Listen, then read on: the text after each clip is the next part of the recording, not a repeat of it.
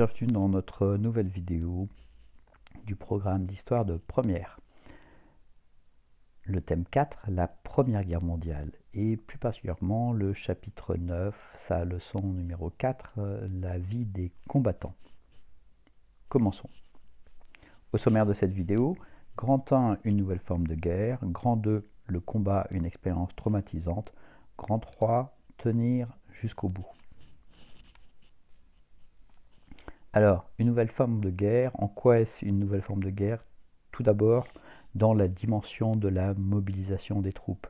Ce sont 70 millions de combattants qui sont mobilisés par l'ensemble des belligérants. C'est une quantité de soldats jamais vue auparavant dans l'histoire. Tous les pays recourent à la conscription, c'est-à-dire que tous les jeunes garçons de chaque pays sont appelés à servir sous les drapeaux.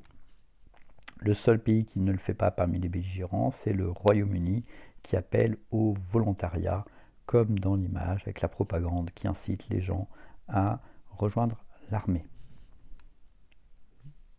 Autre aspect, la puissance des armes. Cet aspect est aussi nouveau dans la guerre. Les mitrailleuses, dès 1914, fauchent les soldats par milliers. L'artillerie cause 70% des pertes humaines lors de cette guerre. Nouvelle arme, les avions, qu'ils soient de reconnaissance, de chasse ou de bombardement. En 1915, les Allemands utilisent pour la première fois les gaz de combat lors de la bataille d'Ypres. Et en 1915 sont utilisés aussi pour la première fois les premiers chars créés par les Britanniques qui apparaissent lors de la bataille de la Somme. L'ensemble de ces armes sont donc nouvelles et occasionnent des dégâts énormes sur les troupes. Ces troupes ne trouvent qu'une façon de se protéger, ce sont les tranchées. C'est la seule façon de s'abriter des vastes dégâts que procurent les armes, et la conséquence des tranchées, c'est le fait que la défense l'emporte sur l'attaque, car il est très difficile d'attaquer des lignes successives de tranchées, comme sur notre schéma, où vous avez une troupe à gauche qui attaque une ligne successive de tranchées avec l'artillerie qui est au-delà de la troisième tranchée. Grand 2, le combat est une expérience traumatisante. Expérience traumatisante, pourquoi? Eh bien, tout d'abord parce que dans chaque armée, la plupart des soldats sont des conscrits. Ce ne sont pas des soldats professionnels. L'expérience de la guerre, c'est leur première guerre. Ils ont souvent une très faible formation militaire, parfois aucune formation militaire, notamment parmi les volontaires britanniques. Et vous voyez, l'ordre de mobilisation générale les appelle tous. Une rapide présentation des pactages dans l'image de droite et l'on part au front.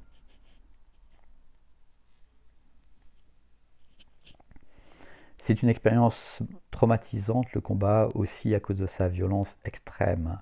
Ainsi, du 21 au 23 août 1914, à Charleroi, les pertes françaises s'élèvent à 20 000 hommes. La guerre de position, elle suit toujours le même rituel avec une préparation d'artillerie qui écrase les tranchées et puis une attaque de l'infanterie.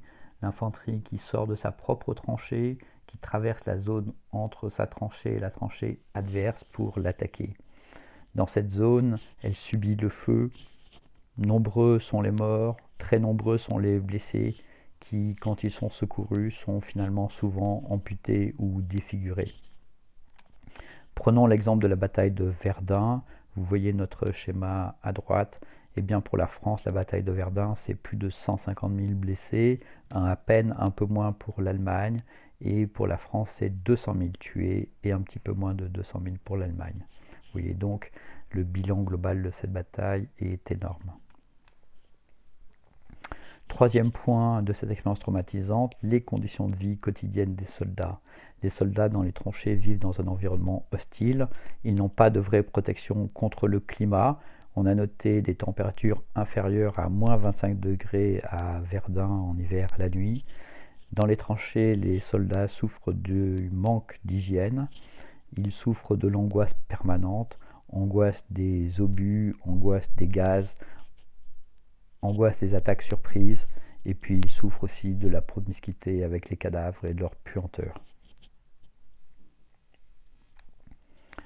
Et bien malgré tout cela, les soldats vont tenir jusqu'au bout.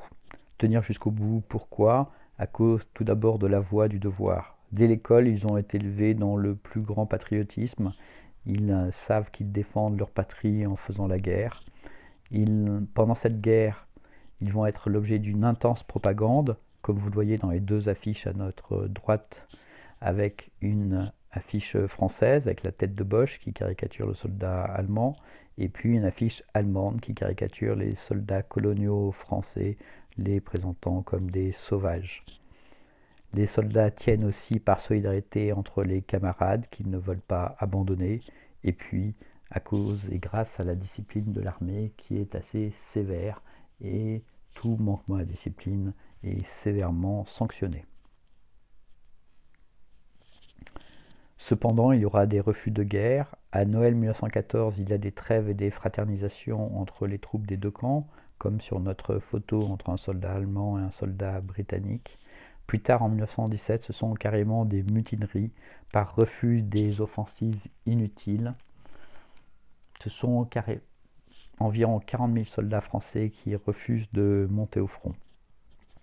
L'armée française prononce des exécutions, en réalise une partie et surtout change de stratégie et met en place des actions moins meurtrières pour économiser ses troupes et éviter une révolte générale comme ce fut le cas en Russie. Et puis l'armée donne des héros à admirer, les poilus à admirer par toute la population, comme sur la photo où vous voyez donc des soldats et leurs drapeaux troués de balles, et puis les As. Les As, ce sont les pilotes qui réussissent à abattre d'autres avions, dont le français Guynemer, que vous voyez sur sa photo avec toutes ses décorations. Guynemer ne survivra pas à la Première Guerre mondiale. Voilà pour cette vidéo sur la vie des combattants. Deux très bons livres, deux très bons témoignages. Côté français, Maurice Genevoix, le livre Ceux de 14. Côté allemand, Ernst Junger, le livre Orage d'acier. Et n'hésitez pas à liker la vidéo. Merci et à bientôt pour une nouvelle vidéo.